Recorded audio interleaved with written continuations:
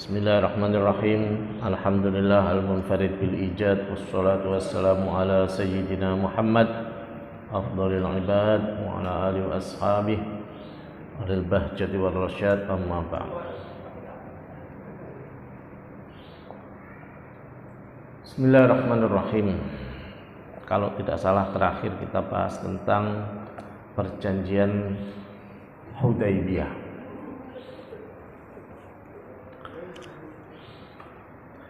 Jadi setelah kerumitan yang terjadi, ceritanya sudah sampai mana ya waktu itu ya?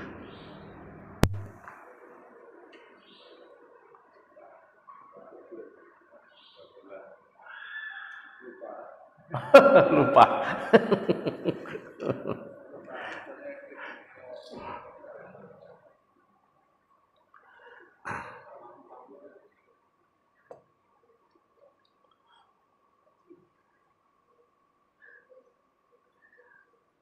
Baik, saya ringkas saja begini. Jadi setelah terjadinya perang Khandaq, kemudian pasukan sekutu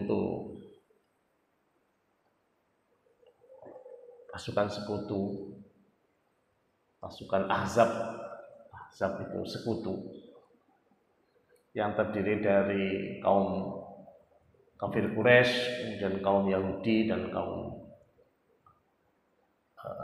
Ghatafan mengepung Madinah, berhari-hari mengepung Madinah, mendirikan kemah-kemah di sekitar Madinah, sementara pasukan Islam bertahan dengan Khandaq, dengan parit. Jumlah pengepungnya sekitar 10.000. Waktu itu sudah melebihi seluruh jumlah penduduk Madinah. Seandainya semua dijumlahkan, mulai dari yang bapak-bapak, anak-anak, perempuan semua dijumlahkan, itu di waktu itu penduduk Madinah nggak nyampe 10.000.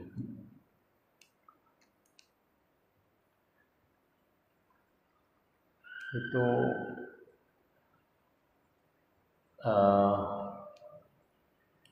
berhasil diatasi melalui strategi yang cerdik dengan mengadu domba musuh.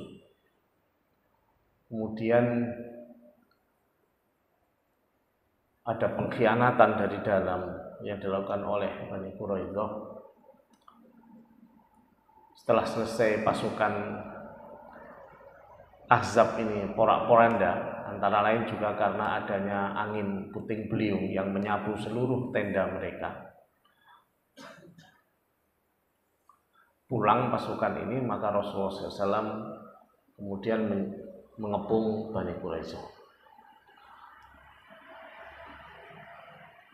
Nah, setelah Bani Quraidah berhasil diusir, maka Rasulullah SAW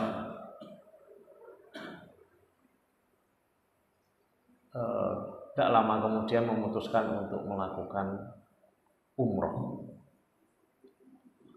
Nah, berita bahwa Rasulullah melakukan umroh ini kemudian ditangkap oleh orang-orang di sekitar Madinah yang juga ingin ikut umroh bersama rombongan Nabi SAW, sehingga terbentuklah rombongan sekitar 1.600 orang. Semula Umar bin Khattab mengusulkan agar mereka membawa pasukan bersenjata lengkap berangkat ke Mekah. Tetapi Rasulullah SAW menolak dan mengatakan bahwa beliau tidak ingin berperang, beliau ingin beribadah.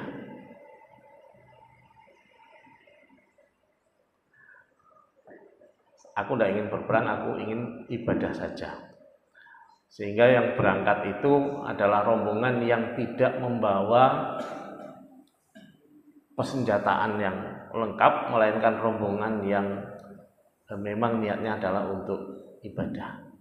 Nah, di dalam rombongan itu, rombongan yang niat ibadah ini, itu memang ada yang bawa senjata, tapi senjata yang lebih untuk kepentingan berburu, untuk apa? Cari makan gitu ya, berburu cari makan. Nah, di perjalanan itu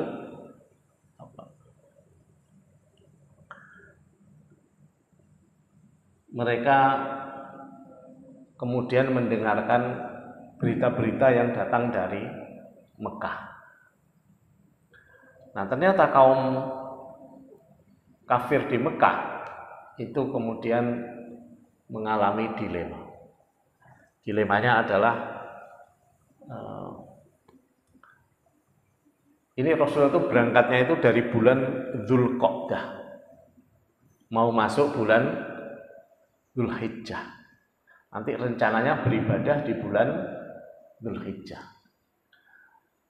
Jadi gini, Bapak Ibu sekalian, bahkan sebelum Islam didakwahkan oleh Nabi SAW, maksudnya Nabi diangkat menjadi Nabi gitu ya, Rasulullah diangkat menjadi Nabi. Sebelum beliau diangkat menjadi Nabi, itu di kalangan orang Arab itu sudah ada tradisi yang sebenarnya berasal dari peribadatan nabi-nabi sebelumnya, yakni mereka melakukan haji di bulan suci. Bulan-bulan suci itu disebut bulan-bulan haram. Bulan-bulan haram itu ada 4: Dzulqa'dah, Dzulhijjah, dan Muharram. Ini berurutan, bulan 11, 12, dan bulan 1. Nah, mereka berhaji. Hajinya di bulan Dzulhijjah, tepatnya tanggal 10 Dzulhijjah. Kemudian mereka juga punya tradisi menjalankan ibadah umroh di bulan Rajab. Nah, itulah mengapa 4 bulan ini disebut bulan-bulan yang dimuliakan, ya. Yang disebut dengan nama bulan-bulan haram. Inna iddatasy syuhur indallahi 12 syahran fi kitabillahi yawma khalaqas samawati wal ard minha arba'atun hurum. Sungguhnya bilangan bulan di sisi Allah itu ketika Dia ciptakan langit dan bumi sesuai dengan ketentuannya itu adalah 12 bulan. Di antaranya 4 bulan yang dimuliakan. Nah, 4 bulan dimuliakan itu adalah Dzulqa'dah, Dzulhijjah, Muharram, kemudian Rajab. Nah, kita disunnahkan untuk banyak beribadah di bulan-bulan yang mulia ini, karena di dalam ayat Al-Quran disebutkan fala tadzlimu fihinna anfusakum. Janganlah kalian menganiaya diri kalian di bulan-bulan yang haram itu. Jadi tidak boleh melakukan banyak-banyak kemaksiatan. Ya, bahkan kemaksiatan tidak boleh dilakukan, gitu ya. Tetapi kalau kita melakukan kemaksiatan di bulan-bulan haram, maka dosanya dilipatkan.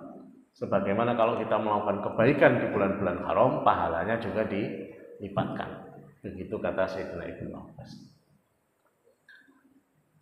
Nah, termasuk disunahkan berpuasa di bulan-bulan haram. Karena Nabi SAW pernah memerintahkan dalam hadis yang dikisahkan oleh Al-Bahili bahwa puasalah kamu di bulan-bulan haram dan tinggalkanlah. Puasalah dan tinggalkanlah. Itu artinya berpuasa di bulan-bulan haram itu hukumnya tidak wajib, tetapi sunnah saja. Berpuasalah di bulan-bulan haram dan tinggalkanlah. Berarti kan sunnah, ya kan? Boleh puasa, boleh enggak. Maka berpuasa di bulan-bulan haram itu sunnah menurut mazhab yang 4. Semua mazhab sepakat berpuasa di bulan-bulan haram itu sunnah, sebulan penuh. Kecuali Imam Hambali, Imam Ahmad bin Hambal mengatakan berpuasalah di bulan-bulan haram, tapi kurangilah 1 atau 2 hari. Jadi jangan 1 bulan penuh, supaya tidak menyerupai puasa Ramadan. Sehingga ada puasa Dzulqa'dah, ada puasa Dzulhijjah, ada puasa Muharram, dan ada puasa Rajab. Nah itu hadisnya sahih ya, yang dari Al-Bahili. Nah kita kembali ke berangkatan Nabi di bulan Dzulqa'dah. Jadi Nabi berangkat bulan Dzulqa'dah. Karena memang orang-orang dulu itu begitu, mau berangkat ke Mekah itu bulan Dzulqa'dah, sampai di Mekah Dzulhijjah, pulang dari Mekah bulan Muharram. Sehingga di bulan-bulan ini diharamkan berperang. Tidak boleh berperang. Itu konsensus di antara bangsa Arab waktu itu.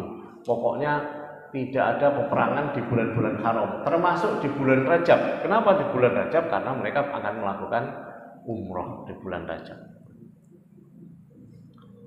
Nah, jadi ada bulan-bulan dimulai. Kemudian ditanyakan oleh para sahabat kepada Nabi SAW, yas'alunaka 'anil harami qitalin fih. Mereka bertanya kepada Muhammad tentang berperang di bulan-bulan haram. Kul, katakanlah, qitalun fihi kabir, berperang di bulan-bulan haram itu dosa besar. Jadi yang tadinya tradisi, yang mungkin juga berasal dari agama sebelumnya, itu kemudian dikukuhkan menjadi syariat melalui Al-Quran, bahwa berperang di bulan-bulan haram itu dosa besar. Artinya tidak boleh memulai, kecuali kalau orang kafir yang menyerang duluan. Nah, maka boleh melawan, seperti yang terjadi di Palestina. Nah, itu orang kafir yang nyerang duluan. Nah, maka boleh membela diri walaupun di bulan-bulan haram. Ini kan masih di bulan Rajab, masih terjadi peperangan juga di Gaza dan Palestina. Nah, hadirin rahimakumullah,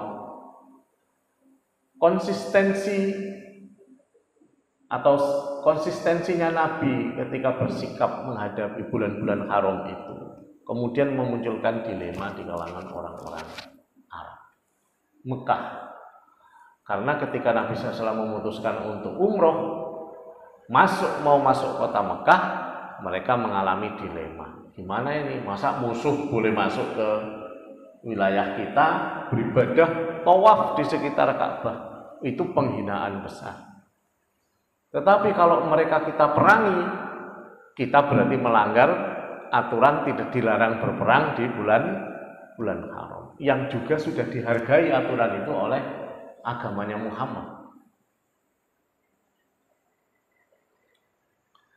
Dan Nabi konsisten ketika ada sahabat yang menyerang di bulan haram, di peristiwa Nakhlah, itu harta rampasannya dikembalikan, yang terbunuh dibayar diatnya. Dan sahabat yang memimpin itu ditegur oleh, kenapa kamu menyerang di bulan haram? Waktu itu dia menyerang di bulan Rajab. Nah, di pihak Nabi konsisten. Nah, bagaimana di pihak kafir Quraisy bisa tidak konsisten? Ini menimbulkan problem bagi mereka. Rombongan itu besar, 1.600 orang, tentu menyolok sekali. Kalau tidak dihalangi, memalukan bagi mereka, dihalangi, memalukan juga karena mereka sebagai penjaga Ka'bah kok menyerang orang yang mau beribadah. Nah, ini dilema di kalangan orang kafir Quraisy.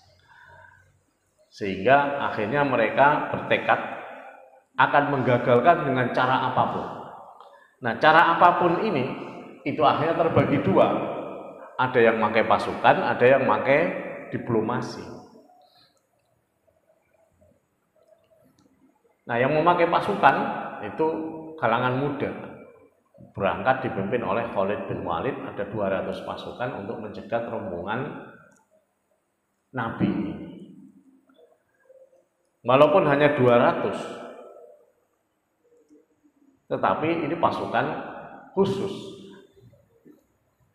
Sementara rombongan Nabi walaupun jumlahnya 1.600, mereka tidak bersenjata lengkap dan memang tidak berniat perang.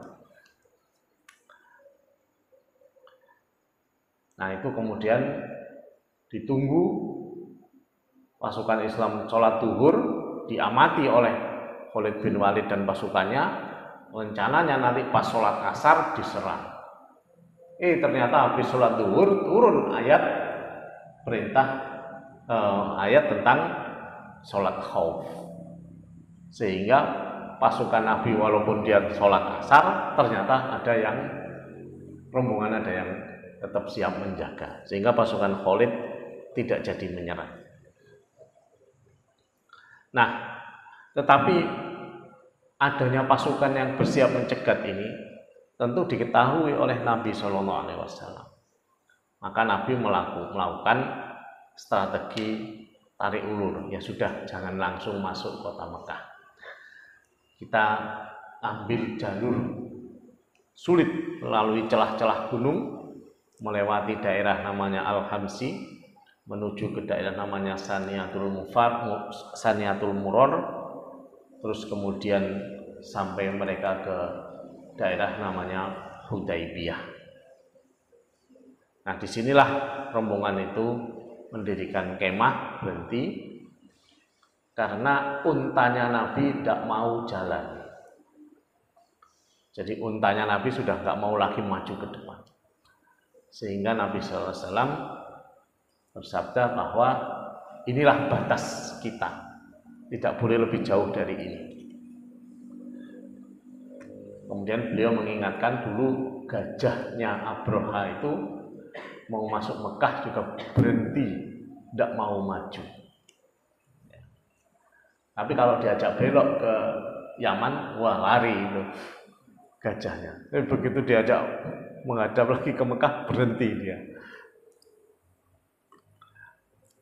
Di situ Nabi SAW, walaupun wilayah itu tidak ada air, tidak ada sumber air, beliau berhasil memerintahkan sahabat, berhasil mengeluarkan sumber air yang memancang setelah beliau pegang dan dipakai oleh wudhu dan minum oleh semua orang. Nah, itu salah satu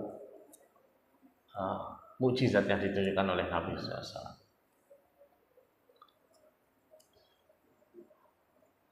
Nah, pasukan kafir Quraisy yang tadi terpecah dua ini, kemudian mendapat berita juga. Nabi mendapat berita dari Budail bin Warqa al-Khuzai, orang Bani Khuza'ah, bahwa pasukan Mekah sudah bersiap untuk menyerang Hudaybiyah. Untuk mencegah terjadinya perang, Nabi SAW mengirim Budail, tolong sampaikan pesan kepada kaum kafir Quraisy, perang itu nggak ada gunanya, karena kondisi Mekah itu sudah semakin lemah. Diingatkan bahwa mereka sudah berperang berkali-kali dengan Madinah. Terakhir perang Khandaq mereka juga mengalami kegagalan. Jadi kondisi pasukan di Mekah, bahkan ketika mereka dibantu oleh Bani Ghatafan, mereka juga tidak menang. Karena itu daripada mereka berperang, Nabi SAW menawarkan, yang ditawarkan itu Mekah akan disuplai bantuan makanan dari Madinah asal tidak berperang. Coba bayangkan tuh, luar biasa tawarannya. Jadi Mekah akan diberi suplai bantuan makanan dan berbagai keperluan dari Madinah asal tidak berperang. Tapi kalau mereka maksa berperang, silahkan pilih. Anda mau pilih yang enak, dapat suplai makanan dan kebutuhan, atau Anda milih tidak enak, berperang, monggo. Kalau mau berperang juga silahkan, kata Nabi.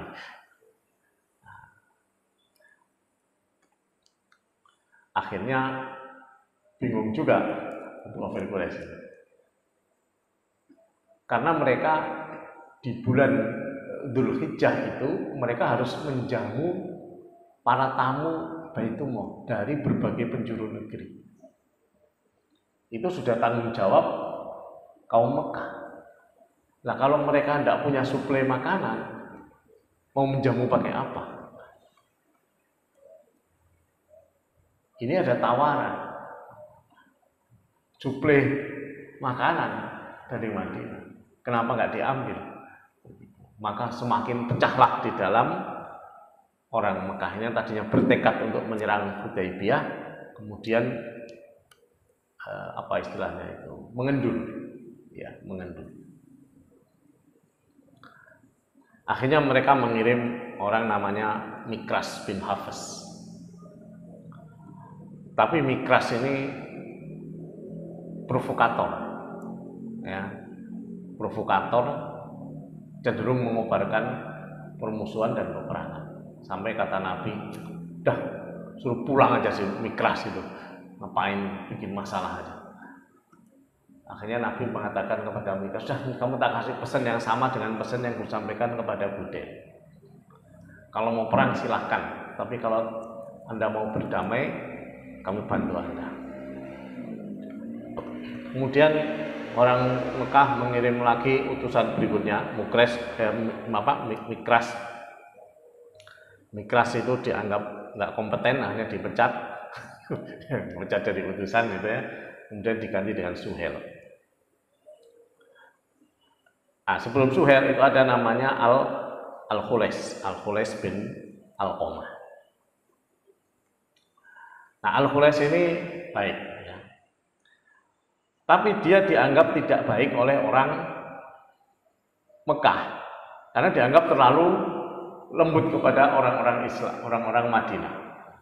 Karena Khules ini setelah ketemu Nabi ngobrol balik, usulannya kepada orang kafir Quraisy, sudahlah mereka akan ingin ibadah, udah kita terima saja.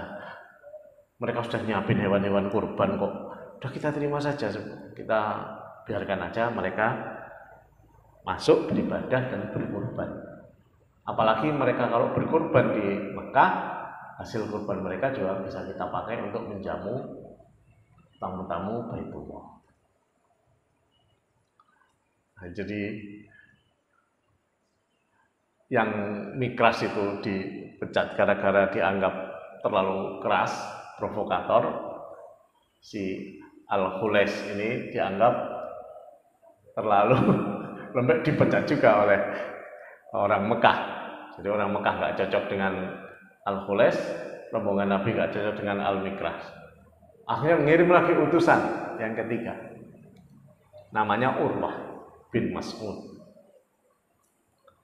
Nah, Urwah ini setelah ketemu dengan rombongan Nabi pulang, sudah kita berunding saja deh, kita cari titik temu. Bagaimana kita melakukan perundingan sehingga kedua belah pihak itu merasa puas. Perang di sini tidak bagus, karena begitu kita berperang, maka ada banyak hal yang rusak. Pertama, tradisi larangan berperang di bulan haram rusak. Yang kedua, tradisi juga, yakni tidak pernah dalam sejarahnya terjadi peperangan di dalam kota Mekah di bulan-bulan haram. Dan itu akan mengganggu jamaah yang datang dari berbagai negeri yang ingin beribadah. Jadi mending kita rundingan sampai tercapai hal yang memuaskan kedua belah pihak. Nah, disitulah kemudian mereka mengirim utusan namanya Suhail. Ya.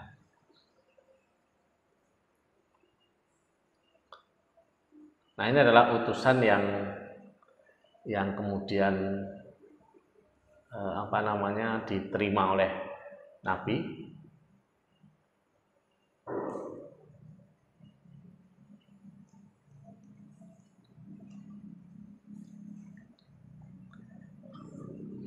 Yang kemudian memunculkan perjanjian Hudaybiyah. Tapi sebelum sampai ke Suhail ini tadi, ada peristiwa yang mendahului peristiwa Suhail ini. Jadi yang tadi saya katakan bahwa di kalangan orang Mekah itu kemudian pecah dua. Akhirnya kelompok ada yang kemudian ekstrim, yakni kalangan anak muda itu ekstrim, maksa terjadinya peperangan.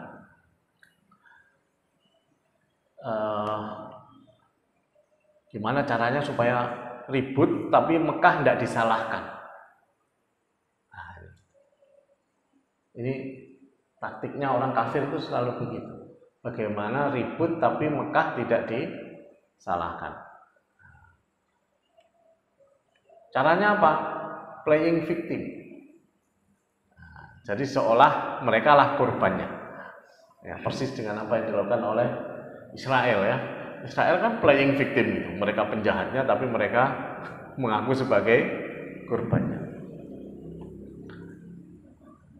Nah, yang ini juga begitu. Mereka playing victim. Caranya gimana?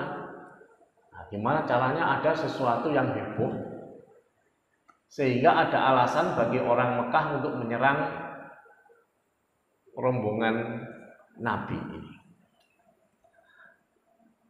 Jadi yang mereka lakukan itu diabadikan di dalam Al-Quran. A'udzubillahi minasyaitonirrajim. Bismillahirrahmanirrahim. Wa huwa alladzi kaffa aydiyahum ankum wa aydiyakum anhum bi batni Makkah min ba'di an adfarakum alaihim wa kana Allahu bima ta'maluna basira. Wa huwa alladzi, dialah Allah, kaffa aydiyahum, alladzi kaffa aydiyahum, yang menahan aydiyahum, tangan-tangan mereka, mencegah mereka, angkum, dari kalian, dari upaya untuk menganiaya kalian, wa aydiyakum anhum, dan menahan kalian dari menganiaya mereka, di batni Makkah, di kota Mekah, di tengah kota Mekah, min ba'di an alfarakum alaihim, setelah dia memenangkan kamu atas mereka, wa kana Allahu bima ta'maluna basira, Allah Maha melihat apa yang kalian kerjakan. Jadi yang terjadi adalah penyusupan. Anak-anak muda ini menyusup ke dalam barisannya rombongan Nabi, kemudian bersiap untuk membuat keributan. Ketika rombongan nanti masuk Mekah, mereka membuat keributan dan kekacauan. Nah, ketika mereka membuat keributan dan kekacauan, maka ada alasan bagi pasukan Mekah untuk menyerang rombongan tersebut. Padahal yang membuat keributan dan kekacauan adalah anak-anak muda Mekah juga. Nah, itulah planningnya begitu. Nah, planning itu dicegah oleh Allah Subhanahu wa Ta'ala dengan memberi tahu kepada Nabi SAW, wahwaladzi kaffa aydiyahum ankum, mencegah mereka menganiaya kalian, membuat keonaran itu, wa aydiyakum anhum, dan mencegah kalian membantai mereka.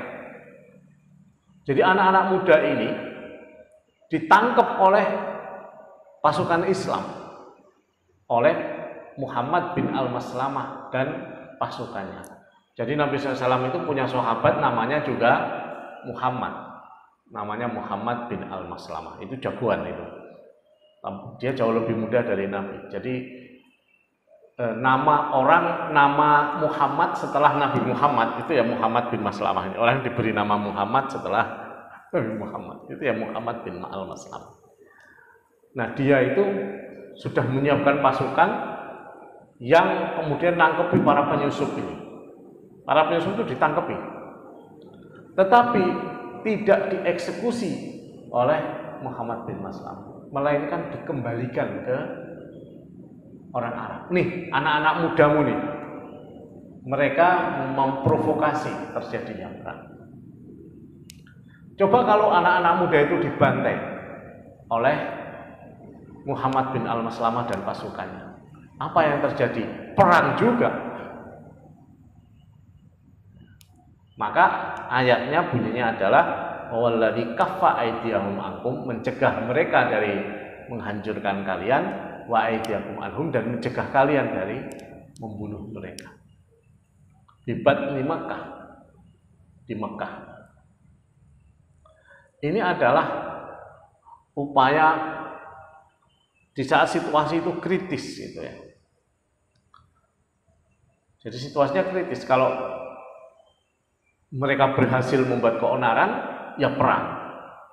Kalau mereka dibunuh, perang juga. Akhirnya ditangkap dan dikembalikan. Sehingga tidak terjadi peperangan. Dan orang-orang Mekah dipermalukan. Mereka merasa malu. Waduh, iya ya, malu.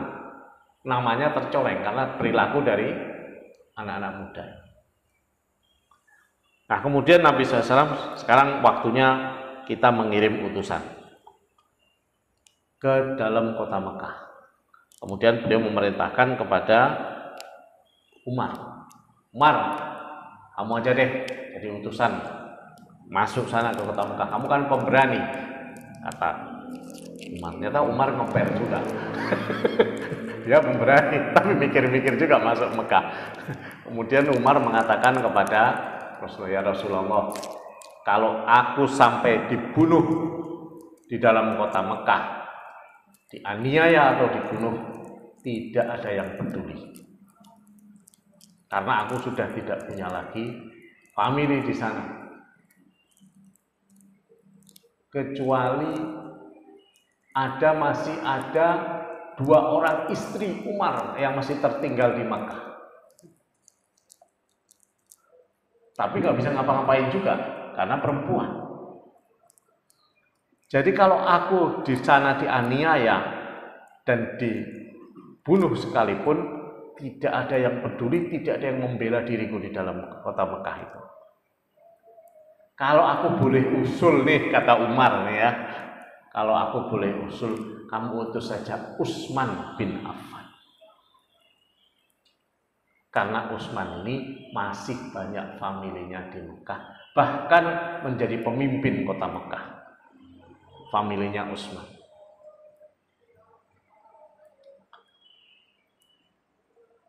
Maka Nabi SAW kemudian setuju.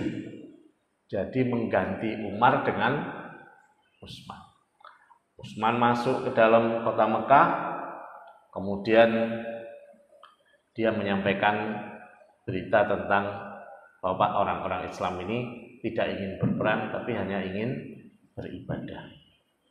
Bahkan kemudian Utsman disambut oleh keluarganya, namanya Aban bin Sa'id bin Al-Ash dari Bani Umayyah, menyediakan kuda, kemudian memberikan jaminan perlindungan kepada Utsman.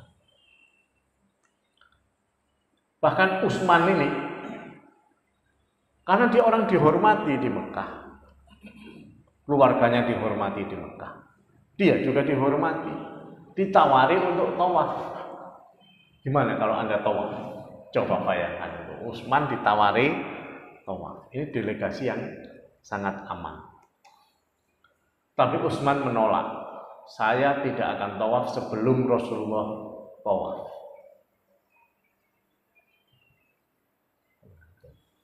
Itulah menunjukkan hebatnya Utsman bin Affan.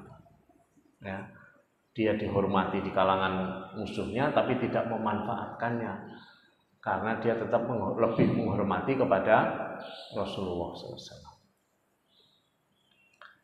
Tetapi Utsman aman di Mekah. Ya, dia berbicara kemana-mana, berunding dengan orang-orang, karena pesan Nabi kepada Utsman, masuk berunding dengan pemimpin-pemimpin kafir Quraisy dan carilah orang-orang yang mukmin di sana. Jadi Utsman keliling nyari orang-orang yang masih ada di Mekah yang mukmin, yang muslim, dicari sama Utsman, diajak bicara. Banyak di antara mereka laki-laki, banyak juga di antara mereka perempuan. Karena lamanya Utsman muter-muter di kota Mekah, tidak balik-balik, ya, maka muncullah hoax. Hoaxnya apa? Utsman dibunuh di kota Mekah. Muncul isu hoax bahwa Utsman dibunuh di Mekah. Hoax ini nyebar di kalangan kaum muslim sehingga mereka menyampaikan keresahan itu kepada Rasulullah SAW. Kemudian Rasulullah SAW mengajak mereka untuk berkumpul dan melakukan baiat. Dan mereka kemudian berbaiat untuk tidak meninggalkan Rasulullah SAW kembali ke Madinah sampai urusan itu selesai. Kemudian, dan itulah yang disebutkan oleh Allah Subhanahu wa taala dalam Al-Qur'an, A'udzubillahi minasyaitonirrajim, laqad radiyallahu 'anil mu'minina idh yubayyi'unaka tahta asy-syajarati fa'alima ma fi qulubihim fa'anzala as-sakinata 'alaihim wa athabahum fathan qariba. Laqad radiyallahu, sungguh Allah benar-benar ridho, 'anil mu'minin, kepada orang-orang mukmin, idh yubayyi'unaka tahta asy-syajarati, ketika mereka berbaiat kepadamu di bawah pohon, karena itu namanya baiatur ridwan, ya, di bawah pohon, tahta syajarah, fa'alima ma fi qulubihim, dia mengetahui apa yang ada di hati mereka, fa'anzalas sakinata, maka Allah turunkan as-sakinah, yaitu ketenangan, ya, ketenangan, alaihim, atas mereka, wa athabahum, dan memberi mereka pahala, fathan qariba, kemenangan yang dekat. Itu beritanya begitu. Dengan demikian dilema orang kafir Quraisy tidak berkurang, tetapi malah bertambah. Pertama tapi dilema karena tidak bisa perang dan juga tidak bisa mencegah Nabi masuk kota Mekah. Dilema yang kedua adalah, nah, sudah ada utusan orang Madinah masuk ke Mekah, tidak bisa diapa-apain, yaitu Utsman bin Affan. Kabilah-kabilah yang ada terlalu takut untuk menyakiti Utsman karena keluarga Utsman adalah keluarga besar yang berkuasa di Mekah. Akhirnya mau tidak mau mereka ini harus segera diatasi. Kalau tidak, situasinya akan sangat memburuk bagi Mekah. Ya. Jadi bagi kaum Mekah itu situasinya akan sangat memburuk secara politis. Akhirnya harus dicari solusi, dan mereka kemudian mengirim yang tadi saya sebutkan, Suhail bin Amr. Ini adalah seorang juru runding paling andal yang dimiliki oleh kaum Mekah, sehingga Nabi SAW mengatakan, inilah Suhail, orang yang kalau orang Mekah butuh perundingan, dialah yang akan dikirim. Kemudian terjadilah perundingan. Baik, kita buat kesepakatan. Mereka berunding dan akhirnya mereka menuangkan kesepakatan itu dalam satu perjanjian yang disebut dengan nama Perjanjian Hudaybiyah. Nah, di dalam perjanjian itu pertama Nabi SAW mendiktikan kepada Ali bin Abi Thalib. Yang nulis ini Ali. Nabi SAW tuliskan Bismillahirrahmanirrahim. Disela oleh Suhail. Saya tidak pernah kenal Ar-Rahman Ar-Rahim. Kalau Allah saya kenal, tapi Ar-Rahman Ar-Rahim itu saya tidak kenal. Buang itu tulisan Ar-Rahman Ar-Rahim. Kemudian, nah terus gimana? Ya udah tulis saja. Bismillah Allahumma. Bismika Allahumma. Tulislah Bismika Allahumma. Bismika Allahumma. Ya sudah, tulislah Bismika Allahumma, kata si Rasulullah kepada Ali. Tulis sama Ali, Bismika Allahumma. Kemudian Nabi mendiktekan lagi. Tulis, ini adalah perjanjian yang ditetapkan oleh Muhammad Rasulullah. Suhail menyela lagi. Saya tidak mengakui kamu sebagai Rasulullah, karena itu tidak boleh ada tulisan Rasulullah di dalam perjanjian itu.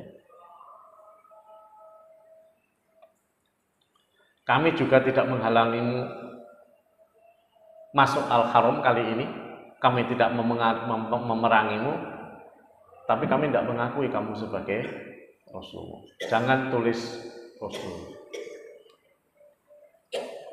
Tulislah Muhammad bin Abdullah.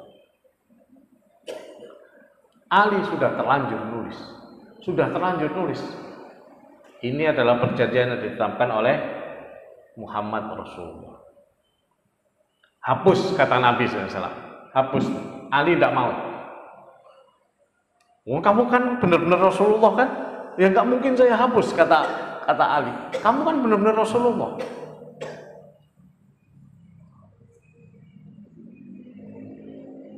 Ali tidak mau. Sampai kemudian Nabi sendiri yang menghapus tulisan itu. Nah, ini menunjukkan bahwa adab ternyata bisa mendahului amar. Adab itu ternyata bisa mendahului perintah.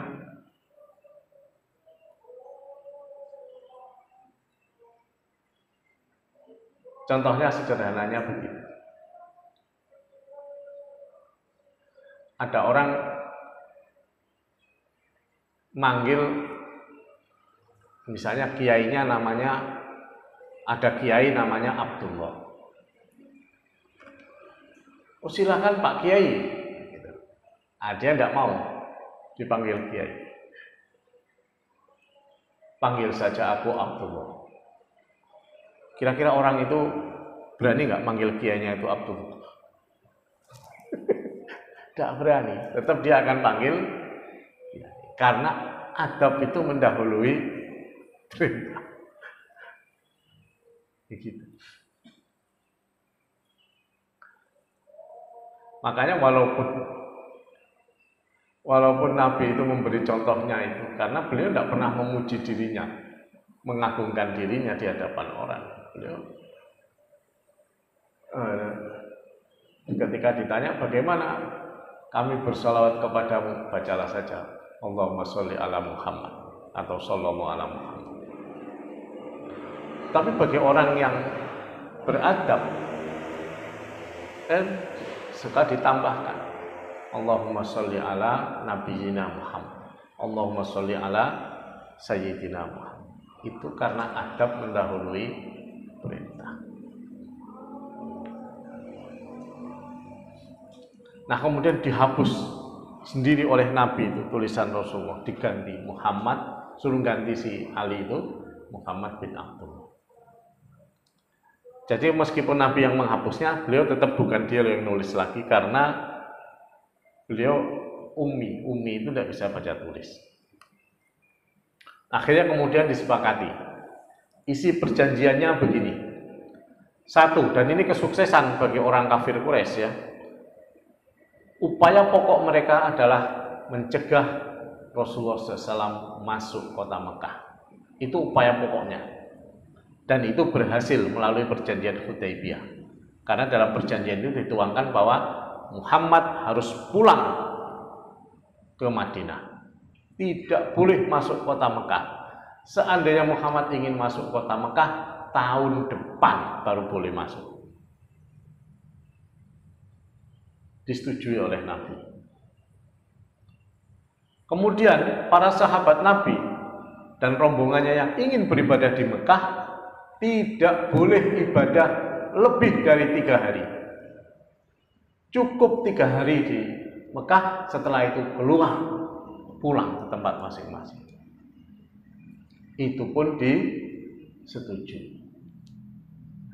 Kita kalau 3 hari di Mekah, kira-kira dapat umroh berapa kali ya?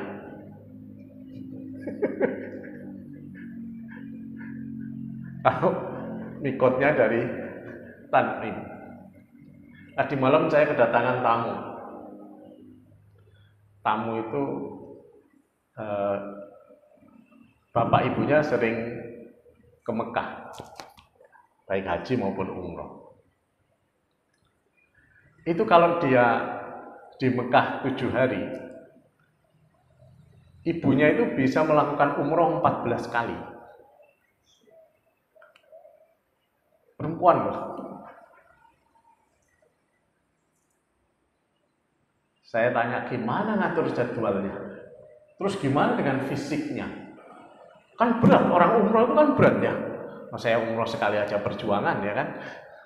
Ini tiap hari 2 kali.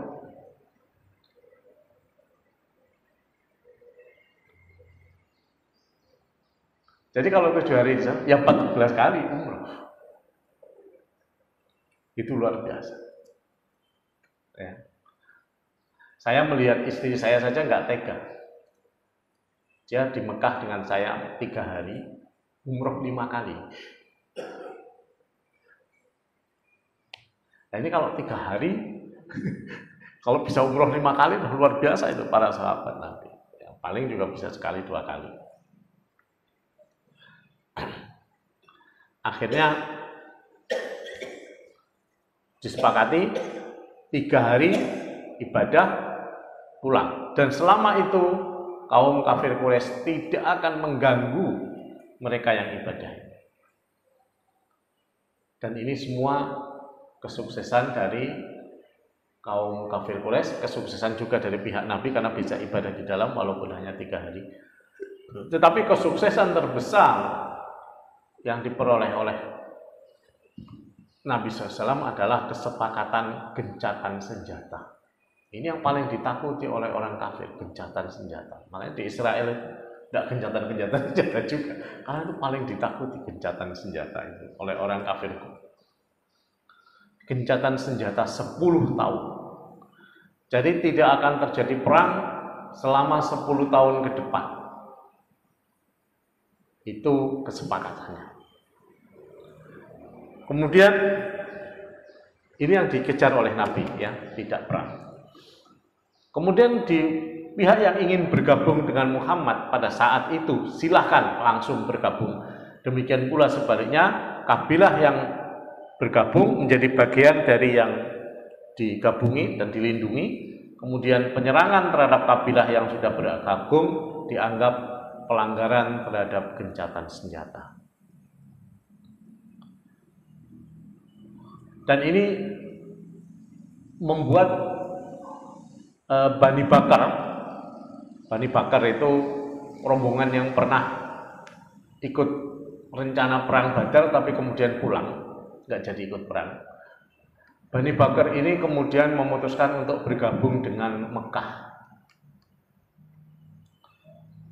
Sedangkan Rasulullah SAW mendapatkan keuntungan yang lebih besar, yakni Bani Khuza'ah. Bani Khuza'ah memutuskan bergabung dengan Madinah. Jadi sekutunya di Madinah membesar karena ada Bani Khuza'ah. Sekutu di Mekah juga membesar karena ada Bani Bakar. Tapi keuntungannya ada di pihak Madinah karena Bani Khuza'ah ini menguasai wilayah yang membentang antara Mekah dan Madinah.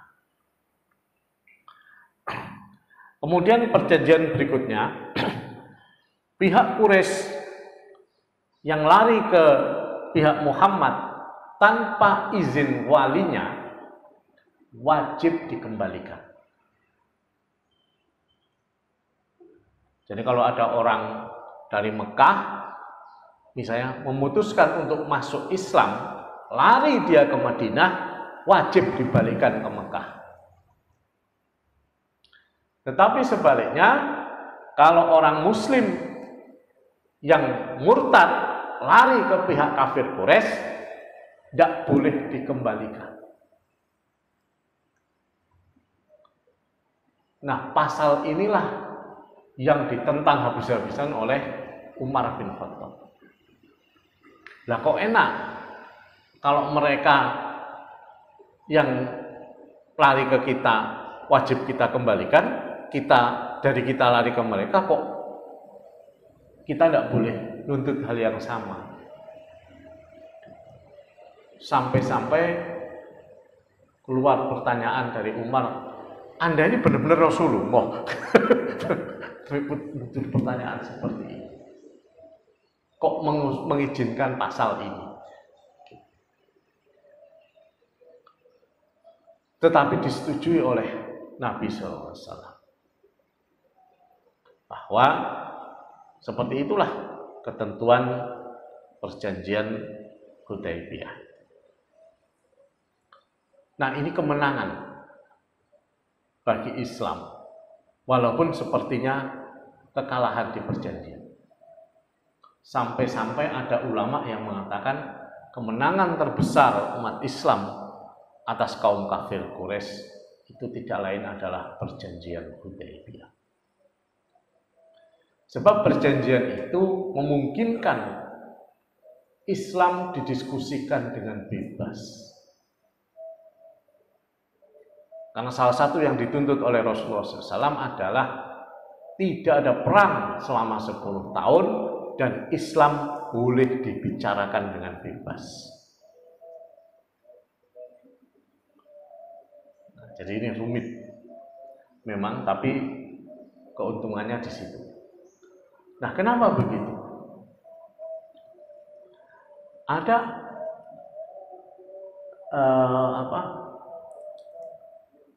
begini, Bapak Ibu sekalian, kebenaran itu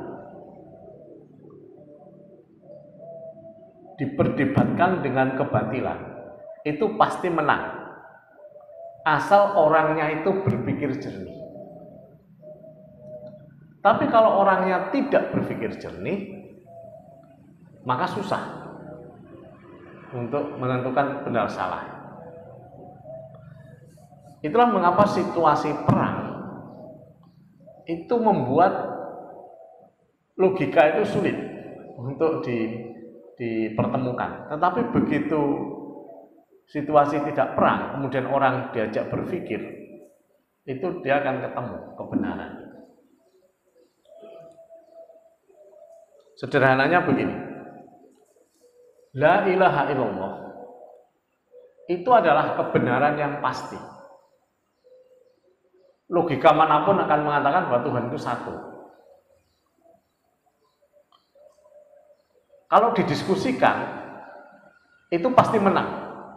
Tuhan itu satu. Tapi kalau Anda memperjuangkannya dengan pedang, perang, bunuh-bunuhan, yang terjadi seperti perang salib itu, tidak selesai-selesai. Yang pihak kafir merasa dia dilindungi oleh Tuhan, pihak Islam merasa dia juga dilindungi oleh Tuhan. Karena tidak ketemu cara berpikir yang logis. Kita ingat bahwa ketika menuju perang Badar, Rasulullah SAW berdoa kepada Allah, ya Allah, jika Engkau tidak menangkan kami dalam peperangan ini, bisa jadi anak cucu kami nanti tidak mengenalmu. Tetapi Abu Jahal juga berdoa, ya Allah, tunjukkanlah bahwa yang benar itu benar kali ini, bahwa ya Muhammad itu yang salah, kamu yang benar, kami yang mengagungkan dirimu. Itu juga berdoa seperti itu Abu Jahal, karena situasinya perang. Tapi ketika didiskusikan, maka Islam itu akan menunjukkan kebenaran. Sekarang ini ribuan orang masuk Islam di Amerika, di Eropa, dialog.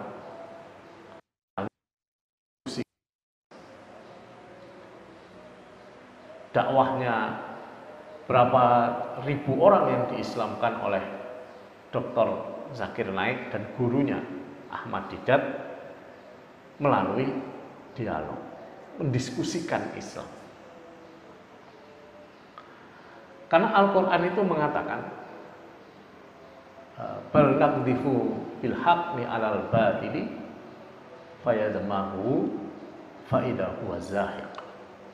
Bal naqdhifu bil haqqi, tetapi Allah melemparkan kebenaran itu, fayadmahu 'alal batili fayadmahu, melemparkan kebenaran itu di atas kebatilan, fayadmahu fa idza huwa zahiq. Dia mengalahkan kebenaran itu, mengalahkan kebatilan itu, menghilangkan kebatilan. Nah, naqdhifu, qadhafa itu artinya adalah melempar dengan keras atau melontarkan saja. Nah, atau kalau sebagian ulama mengatakan qadhafa itu menyampaikan sesuatu sambil lalu. Tidak perlu argumen. Karena kebenaran ini tidak perlu argumentasi. Bener kok. Contohnya berdusta itu dosa, tidak boleh. Itu tidak perlu argumentasi, karena itu sudah kebenaran. Mencuri itu dilarang, dosa itu juga kebenaran yang tidak perlu diperdebatkan. Seperti itulah kebenaran agama. Artinya Anda tidak perlu argumen apapun, dilemparkan saja itu pernyataan, pasti sudah menang. Maka perintahnya di Al-Quran, Qul huwallahu ahad. Katakanlah Allah itu esa. Udah itu. Anda mau debat dengan siapapun, Tuhan esa itu pasti menang. Udah. Nah, ini yang membuat Islam itu kemudian mengalami perkembangan yang pesat setelah perjanjian Hudaybiyah. Nah, banyak peristiwa yang terjadi setelah perjanjian Hudaybiyah. Yang pertama, ujian yang pertama dari perjanjian Hudaybiyah itu adalah masuk Islamnya Abu Jandal. Abu Jandal ini anaknya Suhail. Suhail itu juru rundingnya kaum kafir di peristiwa Hudaybiyah. Suhail masih ada di hadapan Nabi, Abu Jandal datang masuk Islam. Coba bayangkan itu. Padahal salah satu pasal perjanjian itu mengatakan, barang siapa orang kafir Quraisy masuk ke dalam ke dalam kaumnya Muhammad, wajib dikembalikan. Coba kayak apa tuh? Baru selesai, baru ditanda tangan itu perjanjian. Abu Jandal datang, minta ikut rombongannya Nabi. Tapi kemudian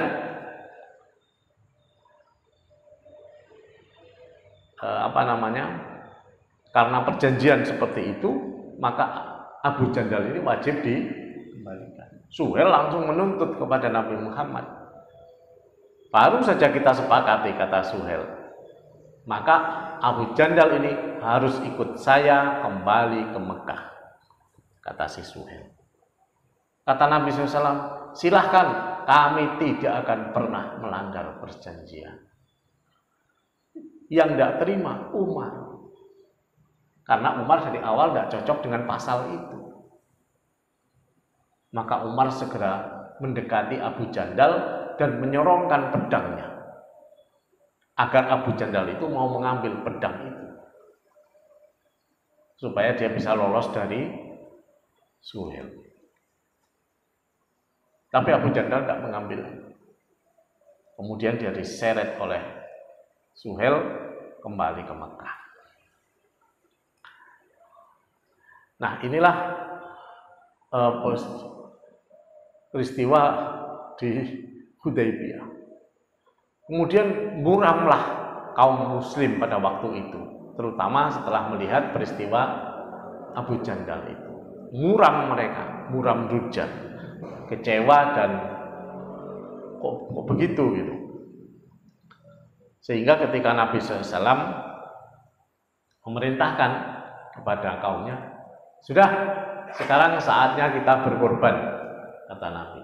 Ayo kita mulai berkorban. Bangkitlah dan berkorban. Itu tidak ada satupun sahabat yang berdiri, tidak ada satupun yang bereaksi, karena shock mereka terhadap apa yang baru dilihat akibat dari perjanjian yang ditandatangani. Kemudian Nabi SAW masuk ke tendanya, terus berkata kepada Ummu Salamah. Ummu Salamah itu istri yang dibawa umroh bareng. Ini gimana sih kaumku ini? aku sudah minta mereka untuk berkorban, tidak ada satupun yang bereaksi. Kemudian kata Ummu Salamah, sudah begini saja, engkau ambil binatang kurban, sembelihlah. Kemudian Nabi SAW menuruti perkataan Ummu Salamah itu, beliau mengambil binatang kurban, kemudian menyembelihnya. Setelah itu baru para sahabat itu tersadar dari syok mereka melihat nabinya menyembelih sendiri, akhirnya mereka juga pada berkorban pada saat itu. Nah, ini pelajaran yang luar biasa. Kemudian belum lagi rombongan Nabi kembali ke Madinah, datanglah beberapa wanita minta agar masuk Islam. Jadi banyak wanita datang. Di riwayatnya itu macam-macam nama yang disebutkan, sehingga yang benar namanya yang mana itu wallahu a'lam, bisa jadi benar semua, bisa juga semuanya, karena di dalam Al-Quran itu disebutkan ya ayyuhalladzina amanu idza ja'akumul mu'minatu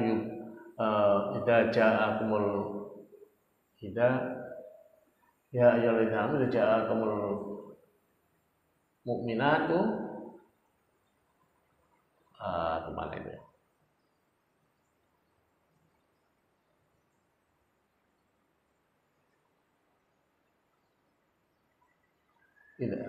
Ya ayyuhalladzina amanu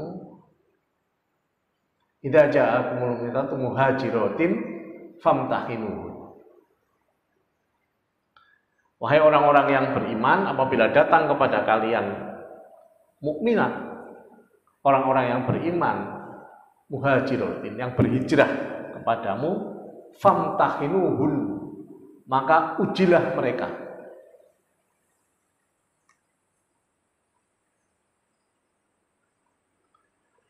Jadi orang-orang perempuan datang mengaku mukmin, famtahinu, maka ujilah mereka. Allah ya'lamu bi'imanihim, Allah lebih tahu tentang keimanan mereka. Artinya apa? Menguji ini itu kan hanya bisa lahir itu misalnya ucapkan syahadat, oke, asyhadu an la ilaha illallah wa asyhadu anna muhammadar rasulullah. Benar kamu beriman kepada Allah? Iya benar. Benar kamu beriman kepada Allah? Iya benar, saya beriman. Anda hanya bisa mengujinya secara zahir, dan itulah hukum. Nahnu nahkum bidzahir, kita ini menghukumi orang itu zahirnya, tapi batinnya tidak tahu.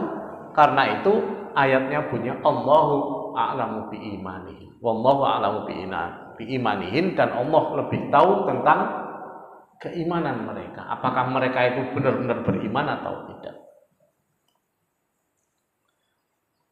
Jika kamu telah mengetahui bahwa mereka benar-benar beriman, ya, janganlah kalau kamu kembalikan mereka kepada kaum kafir. Fa in alimtumuhunna mu'minatin fala tarji'uhunna ilal kufar. Kalau kamu sudah mengetahui mereka itu benar-benar beriman, maka janganlah kembalikan mereka kepada orang-orang kafir. Lahunna khillul lahum walahum yakhilluna lahum. Mereka tidak berhalal bagi orang-orang kafir itu, dan orang-orang kafir itu juga tidak halal bagi mereka. Karena itu kemudian Umar menceraikan dua istrinya yang masih tertinggal di Mekah, karena dua istrinya itu masih kafir. Jadi setelah turun ayat ini, Umar itu menceraikan dua istrinya. Dua istrinya kemudian satu dinikah oleh Abu Sufyan, satu lagi dinikah oleh Umayyah.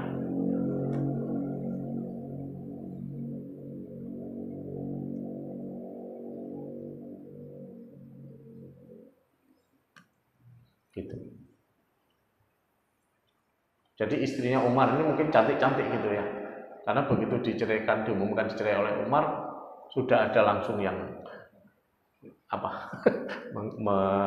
mengklaim ya di sana.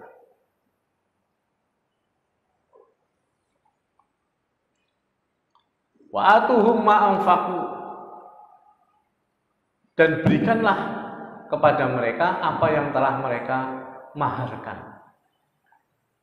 Nah, jadi ini hukum ya. Ini kayaknya kalau saya jelaskan ini karena masih panjang ini masalah hukum ini rinciannya gitu ya. Mungkin nanti di pengajian berikutnya ya. Karena ini nanti dampaknya terhadap hukum di zaman sekarang kayak apa gitu. Itu juga perlu dibahas gitu. Karena ini perkara bagaimana wanita yang tadinya punya suami orang kafir kemudian masuk Islam, itu perlakuannya seperti apa. Kemudian yang kedua, kalau seandainya dia tadinya menikah dengan orang kafir, terus ya, si kafir itu masuk Islam, itu perlakuannya seperti apa juga? Apakah perkawinannya itu cukup dilanjutkan saja atau harus dinikahkan ulang? Nah, ini juga nanti kita bahas, tapi tidak cukup waktunya kalau sekarang kita bahas gitu ya. Mungkin kita bahas di sesi berikutnya. Jadi dampak dari perjanjian Hudaybiyah ini salah satunya ayat ini, yaitu kalau Bapak mau buka di surah Al-Mumtahanah, ada yang bacanya Mumtahinah ya, ayat ke-10. A'udzubillahi minasyaitonir rajim. Bismillahirrahmanirrahim. Ya ayyuhalladzina amanu idza ja'akumul mu'minatu muhajiratin famtahinuhun Allahu a'lamu biimanihin fa in 'alimtumuhunna mu'minatin fala tarji'uhunna ilal kuffar lahunna khillahum wa lahum yakhilluna lahun wa atuhum ma anfaqu wa la junaha 'alaikum an tankihuhunna idza ataitumuhunna ujurahum wa la tumsiku bi ismil kafar was'alu ma anfaqtum was'alu ma anfaqu was'alu ma anfaqtum wa yas'alu ma anfaqu dzalikum hukmu yahkum bainakum wallahu alimul hakim. Wa in fatakum syai'un azwajikum minal kuffar fa aqabtum fa atul ladina dabat azwajuhum mithla ma anfaqu wattaqullaha alladzi antum bihi mu'minun. Kemudian khusus untuk Nabi juga diberi pesan di surah Al-Mumtahinah itu, ya ayyuhan nabiyyu idza ja'akumul mu'minatu yubayyi'unaka ala alla yusyrikna billahi syai'an wa la yasrikna wa la yazna wa la yaqtulna auladahunna wa la ya'tina buhtan yaftarinahu baina aydihinna wa arjulihinna wa la yasina fi ma'ruf wa bayyihunna wastaghfir lahunna Allah innallaha ghafurur rahim. Itu di surah Al-Mumtahanah yang tadi suratnya saya baca waktu jadi imam ya, cuma tidak sampai selesai. Nah, kalau dilanjutkan ke ayat-ayat yang tadi itu.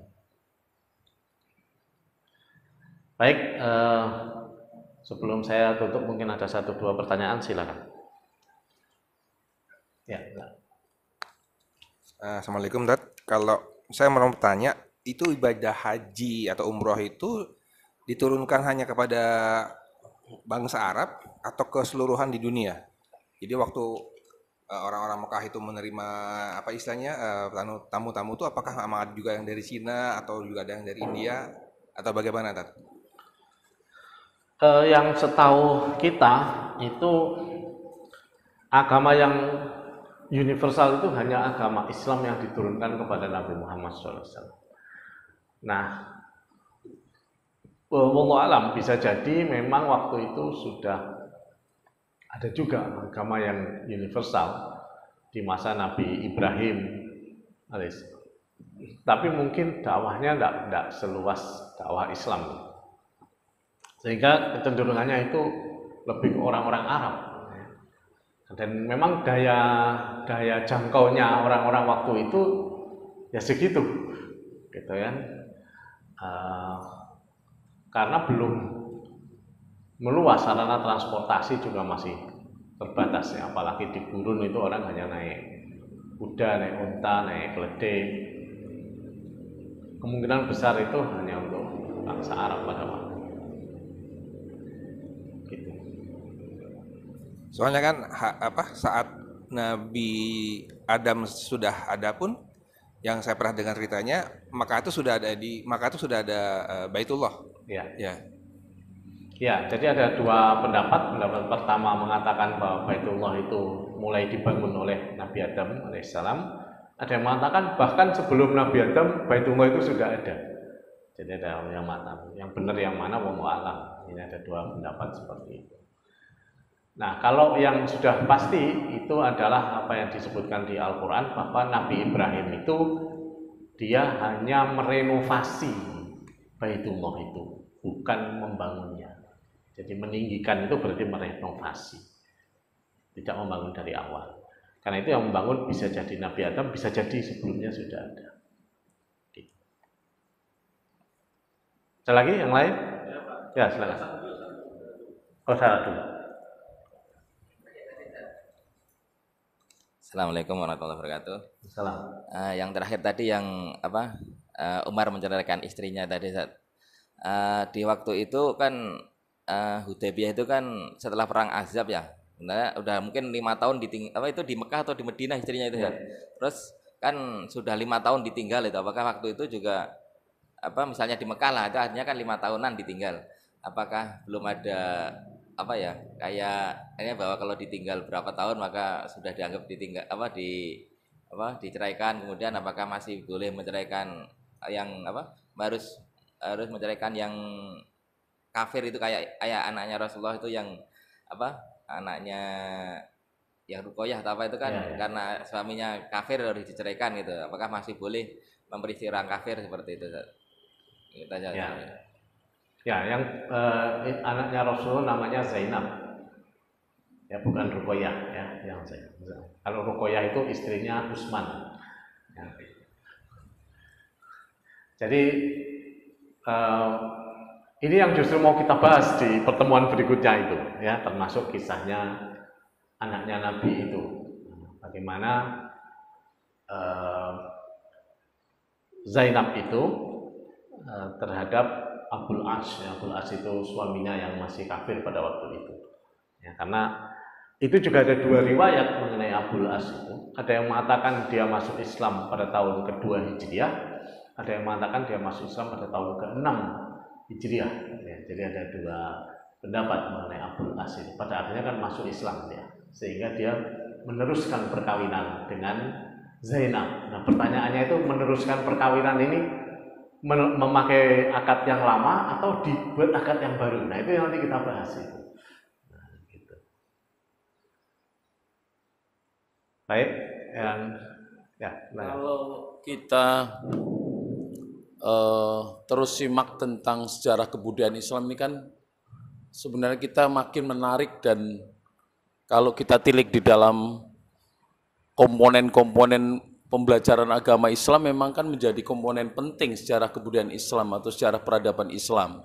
Di dalam kurikulum juga menjadi muatan wajib yang harus disampaikan kepada murid. Namun demikian, ini yang mungkin saran antum, kadangkala anak-anak kita kurang antusias dalam kajian peradaban Islam ini. Satu. Kemudian dengan pembahasan peradaban Islam atau kebudayaan Islam itu mestinya kan menjadi sebuah itibar yang besar sekali ya. Artinya bagaimana timbul tenggelamnya pemerintahan Islam saat itu, dan bahkan juga kalau kita ikuti dalam sejarah peradaban Islam itu masa jaya Islam luar biasa. Namun sampai hari ini sejarah peradaban Islam atau sejarah kebudayaan Islam yang terus kita kaji tiap sebulan sekali ini, kalau sekilas kita coba ya apakah analisa kita yang salah atau gimana ya, kita sepertinya belum bisa mengambil hikmah yang baik gitu. Taruhlah kasus tentang, walaupun saya juga nggak tahu nih, mungkin ada saran antum, persoalan misalnya Israel, maksud saya Palestina, sorry. Nah, kalau kita melihat secara kasar gitu kan ya, itu kan umat Islam dibantai, terjadi genosida. Tetapi sikap umat Islam, taruhlah Arab dan juga umat Islam secara keseluruhan, ternyata di sana kan debatable, yang akhirnya kemudian kita dipertontonkan sebuah genosida yang luar biasa. Nah, ini kira-kira iktibar dan hikmah apa yang dapat kita ambil, sehingga bukan dalam tataran untuk kita mempolitisasi itu, bukan, tetapi kembali kepada nilai-nilai bahwa secara keberadaan Islam, secara peradaban Islam itu adalah penting hikmah yang kita peroleh, yang kemudian menunjukkan satu ukhuwah Islamiyah untuk membangun peradaban ini, barangkali gitu tak? Nah.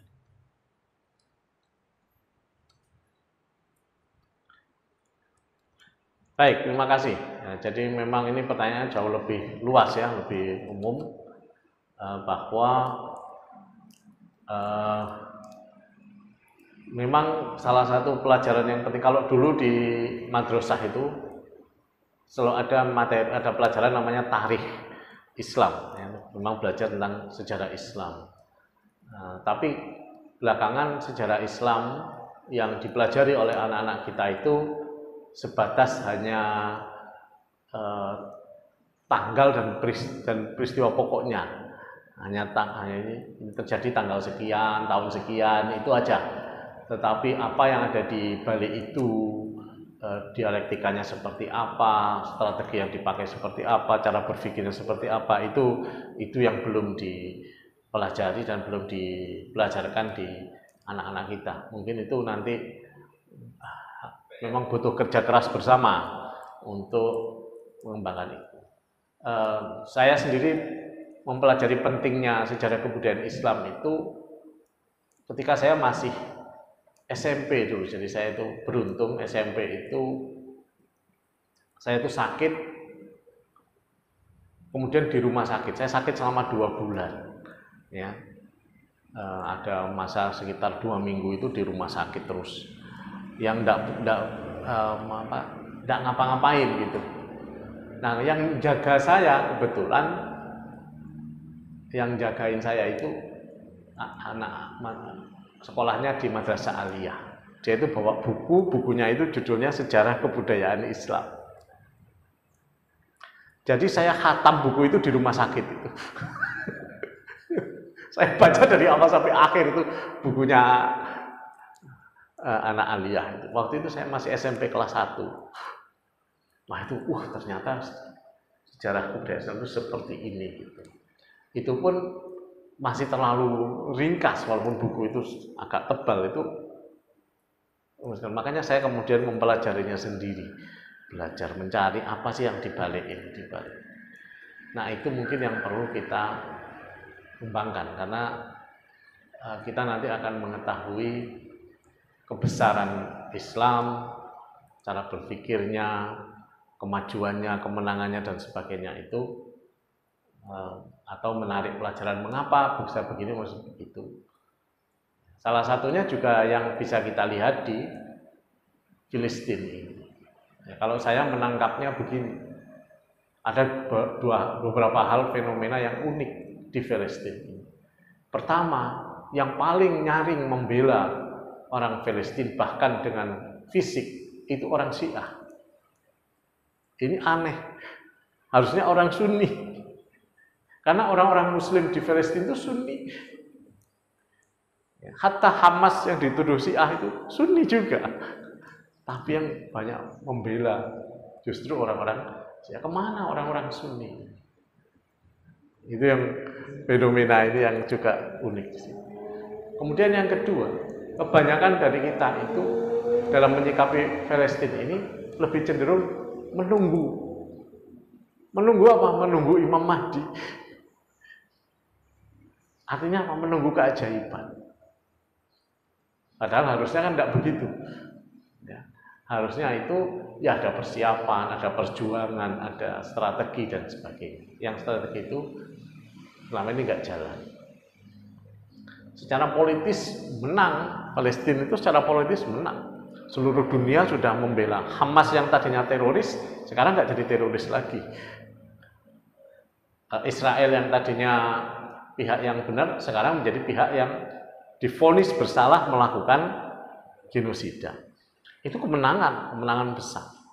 Memang korbannya adalah rakyat Filistin yang banyak yang mati, tersiksa, yang sekarang minum air kotor, makan rumput dan sebagainya, itu yang perjuangan mereka seperti itu.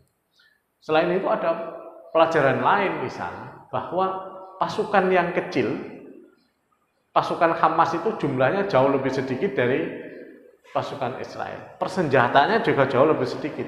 Tapi Hamas ini menang dalam peperangannya dengan Israel.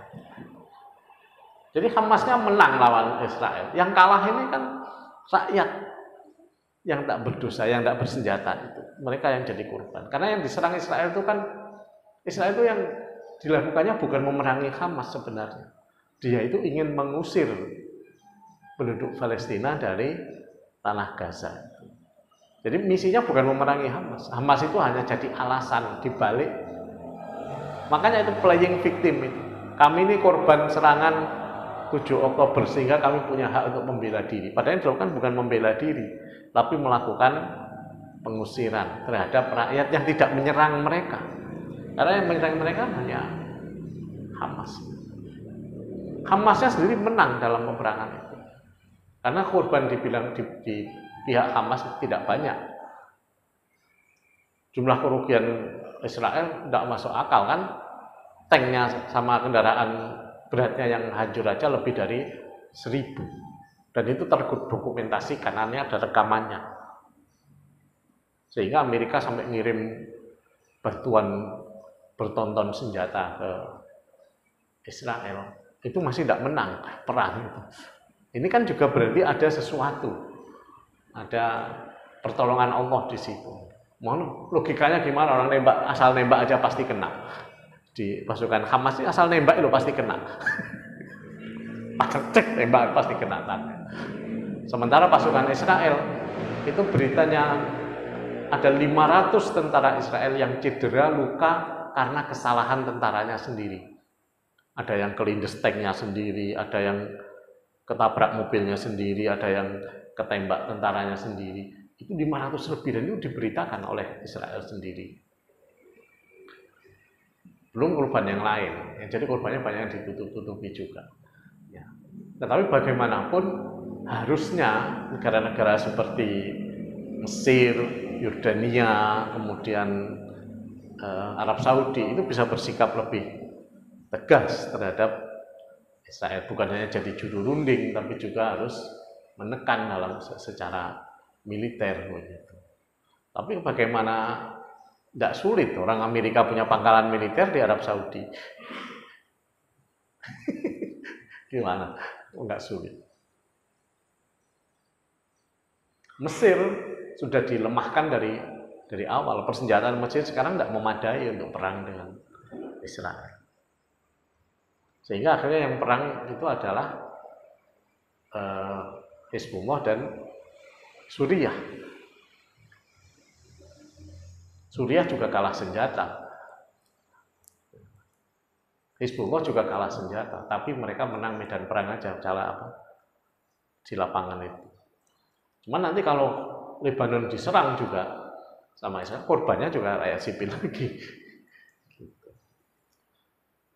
Nah, tapi ini dari satu sisi ada seperti itu hikmah. Di sisi lain juga ada hikmah yang lain, bahwa semakin banyak orang yang masuk surga. Tapi kalau ungkapannya di Palestina sekarang itu, yang hidup selamat, yang selamat itu justru harus berjuang. Yang selamat yang menderita, yang hidup yang selamat. Maaf.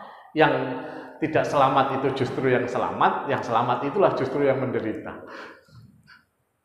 Maksudnya kalau dia meninggal, justru dia yang selamat, karena begitu meninggal langsung syahid. Jadi masuk surga, yang meninggal justru selamat, yang nggak selamat justru selamat, yang selamat justru menderita karena harus berjuang hidup tanpa makanan, tanpa air, tanpa listrik, yang untuk memperoleh itu mereka perjuangannya harus keras dan menunggu berhari-hari untuk dapat makan. Itu, Pak. Jadi kalau situasi yang sekarang begitu. Tapi secara politis sebenarnya menang, dan itu tinggal melanjutkan saja. Nanti ketika sudah tercapai perdamaian, tuntutan bisa dilanjutkan lagi dari genosida ke kejahatan perang dan seterusnya begitu. Jadi pihak yang tadinya bersalah bisa jadi nanti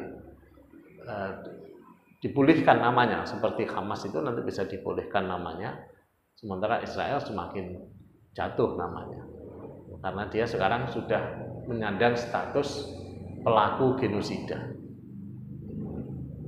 Dan kita bersyukur bahwa yang mengajukan gugatan ke mahkamah itu Afrika Selatan, sehingga menang. Coba kalau yang mengajukan gugatan itu negara-negara Arab, belum tentu menang. Nah, disitulah pentingnya strategi itu, memanfaatkan tangan orang lain untuk. Jadi kadang-kadang kita itu saat akhir-akhir zaman ini memang aneh gitu. Kadang kita butuh tangan orang kafir untuk bisa menang. Sama seperti dulu ketika kita mengusahakan bank syariah di Indonesia, itu justru berhasil ketika menterinya Nasrani. Menterinya waktu itu Nasrani, namanya JB Sumarlin. Nasrani. Tapi ketika dia disodorkan proposal bank syariah, dia tanda tangan setuju. Aneh kan? Kalau menterinya Muslim disodori itu belum tentu setuju, takut dia kadang-kadang. Nah, ini yang perlu diperbaiki, mentalitas dari kaum muslim. Untuk kepentingan agamanya sendiri kadang takut. Malah orang lain yang berani. Sama seperti yang saya alami sekarang. Saya itu ada di KAKBI. KAKBI itu Komite Penyusun Kebijakan Akuntansi Keuangan Bank Indonesia. Komite KAKBI. Sekarang sedang menyusun standar akuntansi syariah khusus Bank Sentral, dan sudah keluar satu standar dan akan keluar lagi standar berikutnya, standar syariah. Bayangkan itu, pertama di dunia untuk Bank Sentral. Tahu nggak ketua KAKBI-nya? Ketua Dewan Pengarah KAKBI-nya, Komite KAKBI itu orang Nasrani, perempuan lagi, nggak pakai jilbab. Namanya juga orang Nasrani yang nggak pakai jilbab, perempuan. Tapi dia concern membantu saya menyusun standar akuntansi syariah untuk Bank Sentral. Bayangkan itu. Ketuanya orang, kalau ketuanya Muslim belum tentu jadi itu standar. Ini yang harus jadi pelajaran bagi kita nanti ke depannya. Kenapa kok bisa begitu gitu? Dan anggota-anggota komite itu tidak semuanya Islam. Bahkan ada yang Cina yang Katolik ikut nyusun standar syariah. Dan mereka tidak ragu mencantumkan kata-kata harus sesuai dengan fatwa MUI dan atau fatwa DSN MUI. Tanda tangan di situ. Luar biasa kan? Sementara kita kadang-kadang malah ragu sendiri disuruh tanda tangan seperti itu. Nah, iya kan aneh kan? Nah, itu yang perlu kita pahami. Jadi kadang-kadang ada logika yang terbalik karena pelajaran kita mungkin kurang dalam hal itu. Saya itu ya, ini sudah jam 6 ya.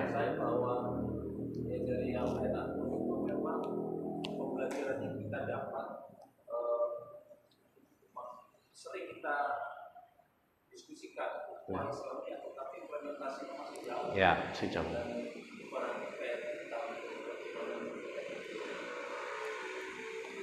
Iya. Oh iya, saya kemarin itu bulan Desember saya itu ikut rapat ILM. ILM itu International Islamic Liquidity Management. Itu gabungan dari bank-bank sentral di bank sentral negara-negara Islam. Itu direktur operasionalnya itu orang Cina dari Malaysia, yang nggak jilbaban orang Cina. Duduk di sebelah saya gitu. Diskusi sama saya tentang fatwa, coba bayangkan. Jadi rapatnya itu diselenggarakan di Istanbul di Turki. Saya satu-satunya yang bukan dari bank sentral, satu-satunya orang yang bukan dari bank yang ikut diskusi di situ. Ya kita menyediakan likuiditas untuk bank syariah di seluruh dunia melalui ILM. Yang ILM ini disponsori oleh 8 bank sentral negara-negara Islam. Nah, itu untuk memperkuat ekonomi Islam di dunia. Ya, bank dari Turki, Uni Emirat Arab, Kuwait, terus Bahrain, bukan Bahrain, bukan nama negara ini, Emirat Arab, Arab Saudi ya, Arab Saudi, terus Indonesia, Malaysia. Nah, yang 2 negara lagi itu saya lupa namanya, yang satu negara agak aneh gitu namanya, tapi negara Islam juga.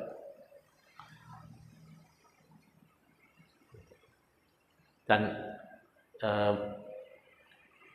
saya diundang waktu itu sebagai BPKH, jadi Badan Pengelola Keuangan Haji.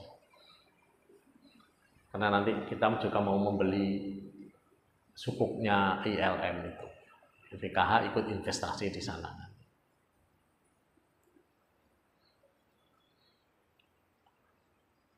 Jadi tidak ada apa ya, kadang-kadang memang kepedulian kita itu yang harus diketuk gitu ya terhadap hati kita. Baik, mari kita tutup bersama dengan doa. Bismillahirrahmanirrahim. Alhamdulillahirabbil alamin. Allahumma shalli wa sallim ala sayyidina Muhammad wa sallallahu wasallam. Allahumma iftah qulubana fi dhukhal arifin. Allahumma zidna ilman nafi'a wa amalan taqabbala wa rizqan halalan wa rizqan thayyiban. Allahumma surna fahman nabiyyina wa mursalin wa ilhamal malaikatil muqarrabin. Wa a'inna bil ilmi wa zayyina bil ilmi wa jammilna bit taqwa akramu salam wal afiyah bi rahmatika ya arhamar rahimin. Rabbana atina fid dunya hasanah wa fil akhirati hasanah wa qina adzabannar. Wa sallallahu ala sayyidina Muhammad wa sahbihi wasallam. Alhamdulillahirabbil alamin. Assalamualaikum warahmatullahi wabarakatuh.